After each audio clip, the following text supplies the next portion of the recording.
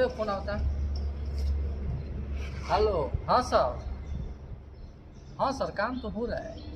हाँ हाँ सर, हाँ एकदम सर। हाँ, अरे रुक न रे, सर फोन के लिए बड़ान। हाँ सर। हाँ नहीं नहीं, वो तो फाइनल हो गया।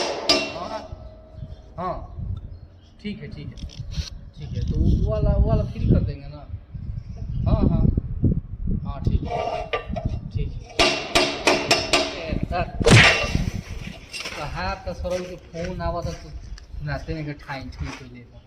ठीक है सर जी, ठीक ठीक ठीक ठीक है सर। फोन आइल बा सर के ठाई ठुई कैले बा सर, रुक जाई पकड़ो जान जी हो फिर तेज बन बता।